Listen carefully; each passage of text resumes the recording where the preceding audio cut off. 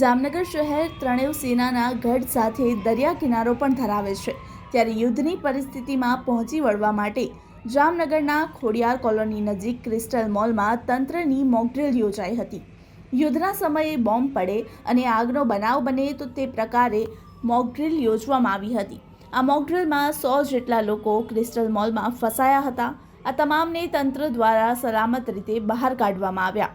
20 જેટલા ગંભીર ઘાયલ થતાં તેમને તાત્કાલિક એમ્બ્યુલન્સ મારફતે હોસ્પિટલ ખસેડવામાં આવ્યા હતા। ત્યારે યુદ્ધ થાય તો સિવિલ ડિફેન્સની કામગીરી અંગે મોકડ્રીલ યોજાઈ છે।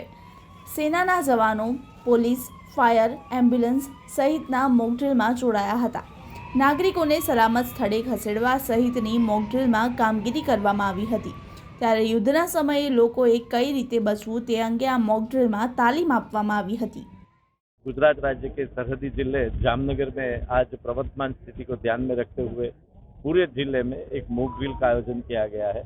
पूरे डिस्ट्रिक्ट के वेरियस प्लेसेस पे मॉक ड्रिल का आयोजन किया गया है। लोगों को तंत्र की प्रिपेयर्डनेस को दिखाने के लिए और पूरे तंत्र की जो कैपेसिटी है उसको बिल्डिंग करने के लिए आज एक डिस्ट्रिक्ट में वेरियस प्लेसेस पर मॉक ड्रिल का आयोजन किया गया है। उसमें से एक आज जामनगर शहर में जो क्रिस्टल मॉल है वहाँ पर एयर रेड से हुई नुकसानी की वजह से मॉक ड्रिल का एक सिचुएशन एनहांस किया गया है। यहाँ पर मोर देन 100 पीपल्स उसमें फंसे हुए हैं और जो भी रेस्क्यूड कर दिए गए हैं सबको, और जो भी इंजर्ड है उसको जीजी हॉस्पिटल में, यहाँ की जो सिविल हॉस्पिटल है वहाँ पे ट्रांसफर कर दिया गया है।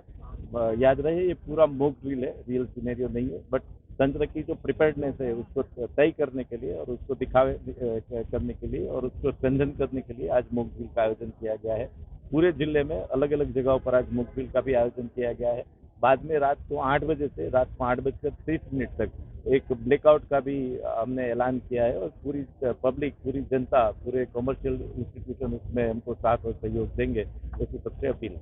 आश्रे 3:45 वाग्या बाद अमने एलर्ट मળી અને ત્યારબાદ ડિસ્ટ્રિક્ટ કંટ્રોલ રૂમમાંથી અમને મેસેજ મળ્યા કે ક્રિસ્ટલ મોલ ખાતે એક બોમ્બનું બ્લાસ્ટ કરવામાં આવેલ છે અને એના અનુસંધાને અમારી ટીમ તરત 3 થી 4 મિનિટના ગાળામાં ફાયરની તમામ ટીમ આવી ગઈ।